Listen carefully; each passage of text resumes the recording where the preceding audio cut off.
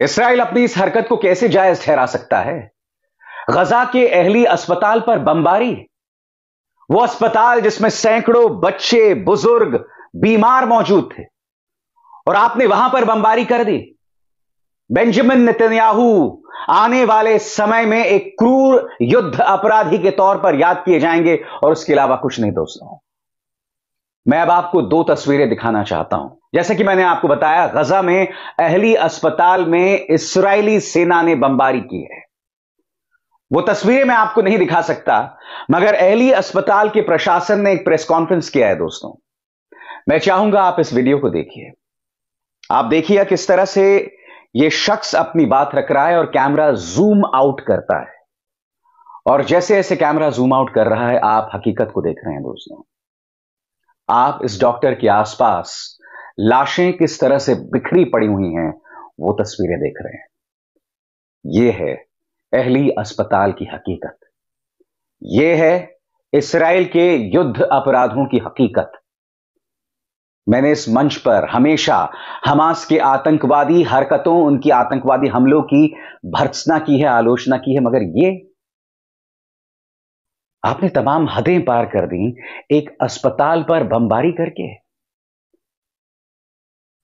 Television इतिहास के तमाम जूम आउट्स में यह सबसे खौफनाक जूम आउट था। और आप में से जो लोग जूम आउट नहीं समझते, जूम आउट दरअसल एक टेक्निकल टर्म है। जब धीरे धीरे दृश्य जो है बड़ा होता है, और दृश्य जैसे जैसे बड़ा होता जाता है, आप पीछे के नजारे को देखते हैं, जो कि आपने अभी अभी इस तस्वीर में देखी। अब मैं आपको एक और तस्वीर दिखाता हूं। दोस्तों, सिर्फ 20 घंटे पहले की तस्वीर अहली अस्पताल की। आप यहां देख सकते हैं, बच्चे खेल रहे हैं, बच्चे खेल रहे हैं और अस्पताल की सफाई कर रहे हैं। क्या उन्हें इस बात का अंदाजा था कि इसराइल इस अस्पताल पर बमबारी करेगा? अंदाजा था उन्हें इस बात का? दोस्तों, कल रात को जब यह खबर देखी, उसके बाद से मैं निःशब्द हूं, और मैं काफी देर तक सोचता रहा कि इस खबर को मैं कैसे करूंगा। क्योंकि बच्चे चाहे किसी भी देश के हों, किसी भी मजहब के हों, उनकी खून सी सनी लाशें जो हैं, वो देखना किसी के लिए भी मुश्किल है। ये कैसा क्रूर व्यक्ति होगा जो ऐसी हरकत को अंजाम दे सकता है? अमेरिकी राष्ट्रपति जो इस्राएल में हैं, उन्होंने इसकी आलोचना की है। हालांकि बहुत सख्त शब्दों का इस्तेमाल उन्होंने नहीं किया है। मैं आपको पढ़ के सुनाना चाहता हूं कि इस मुद्दे पर अमेरिकी राष्ट्रपति कह क्या रहे हैं। आपके स्क्रीन पर दोस्तों उनका बयान अंग्रेजी में बयान है, जिसका अनुवाद मैं बाद में करूंगा। I am outraged and deeply saddened by the explosion at the Al Ahli Arab hospital in Gaza and terrible loss of life that resulted. Immediately upon hearing this news, I spoke with King Abdullah II of Jordan and Prime Minister Benjamin Netanyahu of Israel and have directed my national security team to continue gathering information about what exactly happened. Biden कह रहे हैं कि मैं दुखी हूं इस हमले से, और इस हमले के तुरंत बाद मैंने जॉर्डन के किंग अब्दुल्ला II और इस्राएल के प्रधानमंत्री बेंजामिन नेतन्याहू से बात की। मेरी जो राष्ट्रीय सुरक्षा टीम है, वो तथ्यों की जानकारी जुटा रही है। मगर आपने गौर किया होगा दोस्तों, यहां पर अमेरिका ने इस्राएल की आलोचना नहीं की। इसीलिए ये दोहरे मापदंड कई मुस्लिम लोगों को पसंद नहीं आ रहे हैं। आप नाराज हैं, आप दुखी हैं, वो दिखाई दे रहा है आपके लहजे में। मगर सबसे शॉकिंग है, आपको साफ शब्दों में इसकी भर्त्सना की जानी चाहिए। दोस्तों, हालात बद से बदतर होते जा रहे हैं। पश्चिमी देश और अमेरिकी देशों में अगर दोहरे मापदंड दिखाई देते हैं इस्राएल और फलस्तीन को लेकर, तो बात समझ आती है। मगर मैं आपको बताता हूं कि मुस्लिम देश क्या कर रहे हैं। इस खबर को देखिए, जो अपने आप में कितनी शॉकिंग है। क्या आप जानते हैं कि मुसलमान देशों ने फलस्तीनी शरणार्थियों को लेने से मना कर दिया है? यह तस्वीर देखिए। इस तस्वीर में आप देख सकते हैं किंग जॉर्डन अब्दुल्ला II और इजिप्ट के जो प्रमुख हैं, वो मुलाकात कर रहे हैं। और इस मुलाकात के बाद यह कहा गया है, accepting Palestinian refugees following the war in Gaza is a red, there will be no refugees in Jordan and there will be no refugees in Egypt. ये दोनों तो मुस्लिम देश है ना। कहां मर गई आपकी इंसानियत? आप ये कह रहे हैं इस मौके पर कि हम फलस्तीनियों को अपने देश में घुसने नहीं देंगे। और यह बयान दिया है जॉर्डन और मिस्र ने, जो कहने को मुस्लिम देश हैं।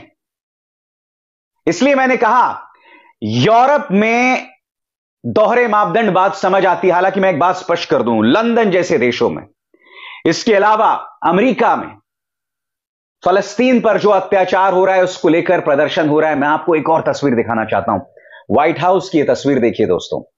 यहां पर यहूदी लोग अपने ही देश के खिलाफ प्रदर्शन कर रहे हैं कि मेरे नाम पर यह अत्याचार मत कीजिए। यह प्रदर्शन लेके ये लोग व्हाइट हाउस पहुंच गए हैं। अमेरिकी सत्ता, अमेरिकी राजनीति की सबसे ऊंची गद्दी पर ये यहूदी पहुंच गए। मगर मैं एक सवाल पूछना चाहता हूं जॉर्डन और मिस्र जैसे मुस्लिम देशों से कि इस मौके पर आप अपना मुंह फलस्तीनी शरणार्थियों से कैसे मोड़ सकते हैं? क्या वजह है आपकी, मैं समझना चाहता हूं। अस्पताल पर बमबारी की जा रही है दोस्तों, ये इतनी शॉकिंग बात है। मैंने वो वीडियो आपको दिखाया, फिर से देखिए वो वीडियो। ये बच्चे खेल रहे हैं। 20 घंटे पहले का ये वीडियो है दोस्तों, और 20 घंटे बाद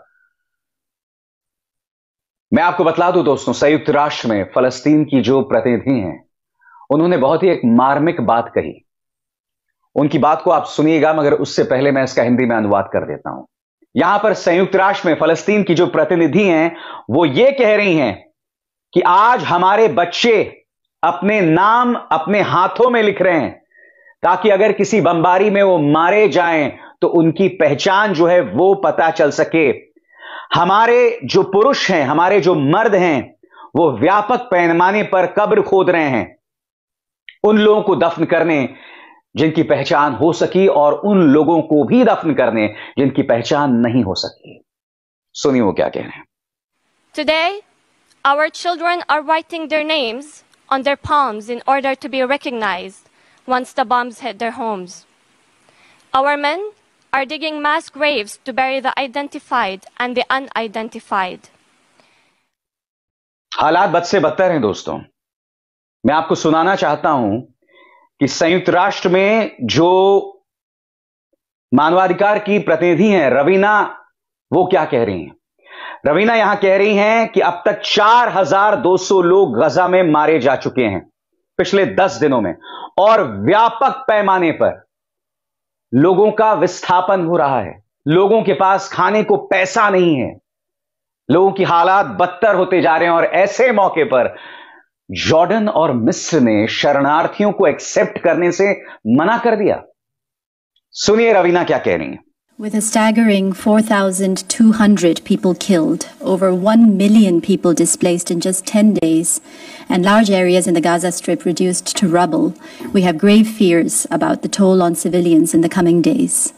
Military operations show no sign of abating. The continued siege on Gaza is affecting water supply, food, medicine, and other basic needs, and there are daily indications of violations of the laws of war and of international human rights law. आज हम अपने अंदर की इंसानियत को खत्म नहीं कर सकते हैं दोस्तों, खत्म नहीं कर सकते हैं। इसीलिए वो यहूदी व्हाइट हाउस के सामने प्रदर्शन कर रहे हैं, क्योंकि वो देख रहे हैं कि बेंजामिन नेतन्याहू एक युद्ध अपराधी बनकर रह गया है। किस तरह का कहर बरपाया जा रहा है। मैं उम्मीद करूंगा कि इस मुद्दे पर भारतीय विदेश मंत्रालय त्वरित बयान दे, क्योंकि इस वक्त जब मैं कार्यक्रम रिकॉर्ड कर रहा हूं, ना भारतीय विदेश मंत्रालय की तरफ से, ना एस जयशंकर की तरफ से, ना प्रधानमंत्री नरेंद्र मोदी की तरफ से कोई बयान आया है। बहुत जरूरी हो जाता है कि इस लम्हे पर हम बताएं कि हमारी संवेदनाएं कहां हैं और हमारी इंसानियत कहां पर है। दोस्तों, इसके बाद मुझे डर है, मुझे आशंका है कि हालात बद से बदतर होंगे। अब कई ऐसे देश जो दूर से इस तमाशे को देख रहे थे, कई ऐसे मुस्लिम देश, अब उन्हें दखल देना पड़ेगा। दुनिया एक बहुत ही खतरनाक मुकाम पर है दोस्तों। कई मुस्लिम देश सोच रहे थे कि शायद ये गुजर जाएगा, मगर इस्राइल बार बार इस तरह की हरकतें कर रहा है जिससे ऐसा लगता है कि वो नहीं चाहता कि हालात काबू में हों। इस्राइल को यह भी अंदाजा नहीं है कि अपनी इस हरकतों से वो दुनिया भर में फैले यहूदियों और अपने इस्राएली जो नागरिक हैं उनके लिए कितने मुश्किल हालात पैदा कर रहा है, और खुद के लिए कितनी मुश्किल हालात पैदा कर रहा है। इसी मंच पर मैंने हमास की आतंकवादी कार्रवाई की बार बार आलोचना की है और अब भी करता रहूंगा, मगर इस्राएल सेना के पास कोई अधिकार नहीं है इस तरह से अहलिया अस्पताल में बेकसूरों को मौत के घाट उतार देना। अभिसार शर्मा को दीजिए इजाजत। नमस्कार।